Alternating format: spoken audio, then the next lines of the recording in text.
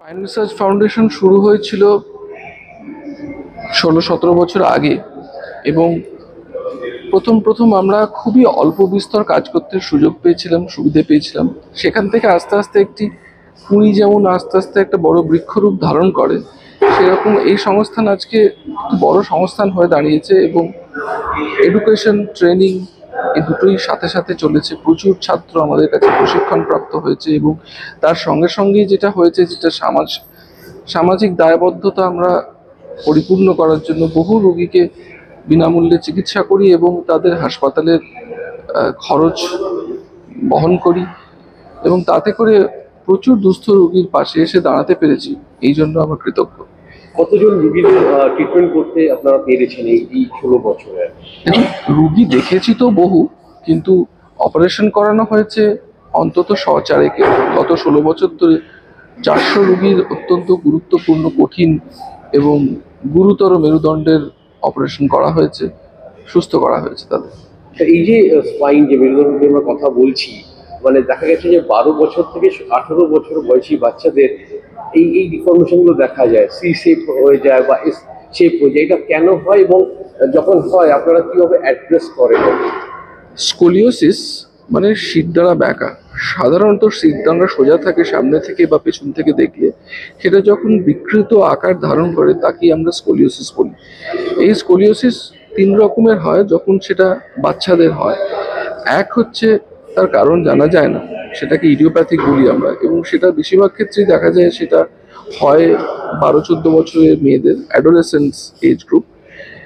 তাদের কিন্তু ঠিক মতো আগে থেকে চিকিৎসা না করলে সেটা এমনই বিকৃত হয়ে যায় যাতে অপারেশন করা ছাড়া আর কোনো উপায় থাকে না।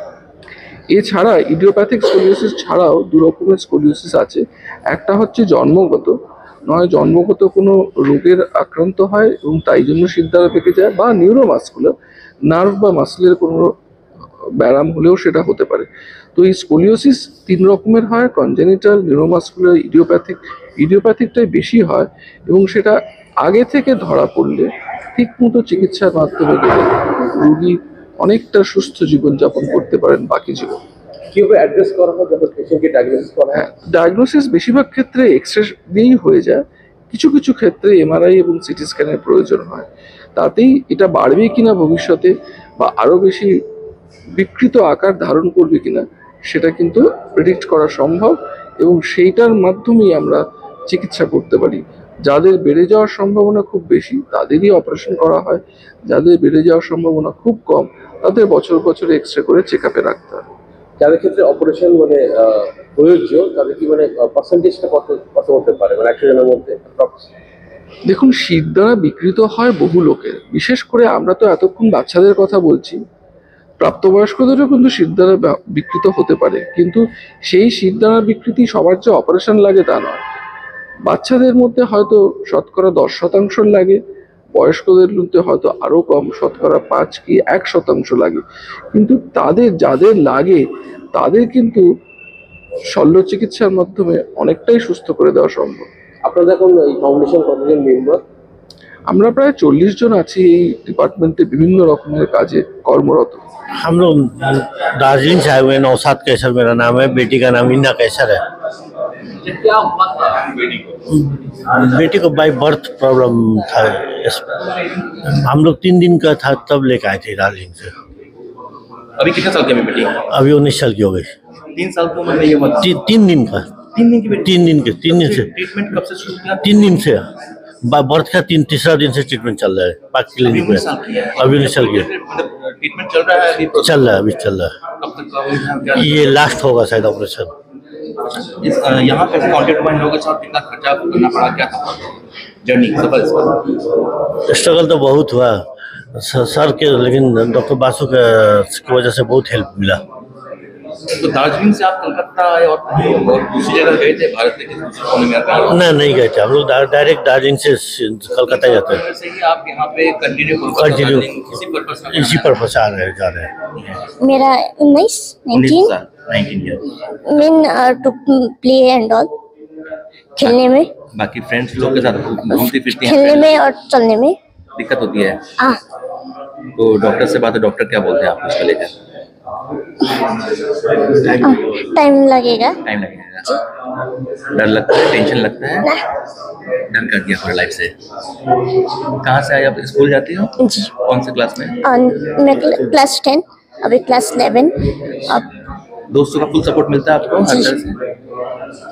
कौन से स्कूल में पढ़ते हैं आप? मैं मोंटेसरी, कहाँ पे? दार्जिलिंग में? दार्जिलिंग में, Darjeeling Montessori house of children. Thank you. Welcome, thank you. हम भदेश्वर से आ रहे हैं। आपके साथ एक बेटी भी है, क्या नाम है उनका? आयुषी चौधरी। क्या हुआ था? किस चीज का ट्रीटमेंट चल रहा है? इसका स्पाइनल का ट्रीटमेंट चल रहा है। 3 साल, जब 2.5 साल की थी तभी लेकर आए थे, तो इसका प्रॉब्लम बहुत था। तो सर प्रीति में बहुत हेल्प की, वही सब हम लोग को सपोर्ट देते रही। हम सर से बात किए, हम तो रोने लगे, इतना पैसा खर्चा हुआ, कहाँ से क्या करेंगे। तो सर बोले कि आपको चिंता करना नहीं, अब ये बेटी हमारी है, बस आप हम लोग का साथ देते रहिए। और वो ऑपरेशन किए, 6 बजे ऑपरेशन में ले गए, 12 साढ़े 12 बजे तक ऑपरेशन चला। ऑपरेशन अच्छा हुआ। अभी मेरी बाबू अच्छी है, पढ़ती है, लिखती है, सब कर रही है। मेरा नाम मोहम्मद नूर आलम है और मैं कोलकाता से ही हूँ। कोलकाता के पिकनिक गार्डन तपसी एरिया से रहता हूँ मैं वहाँ पे। और स्पाइन काइफोकोलियोसिस था, जिसका ट्रीटमेंट मैं करवा रहा हूँ, एसआरएफ के जरिए हो रहा है, एसआरएफ के जरिए। और डॉक्टर समीजित बासु सर और सारंगी सर के जितनी भी टीम है, सब मेरी बच्ची का ट्रीटमेंट दे रहे हैं। और ये ट्रीटमेंट 5 साल से मैं करवा रहा हूँ। 5 साल में 3 बार इसका ऑपरेशन हुआ है, तीनों बार एसआरएफ के जरिए ही ऑपरेशन हुआ है। और जिसका खर्च लगभग 30-35 लाख रुपया था, जो हम नहीं पेयर कर पा रहे थे, तो सब स्पाइन फाउंडेशन के जरिए ही हुआ है।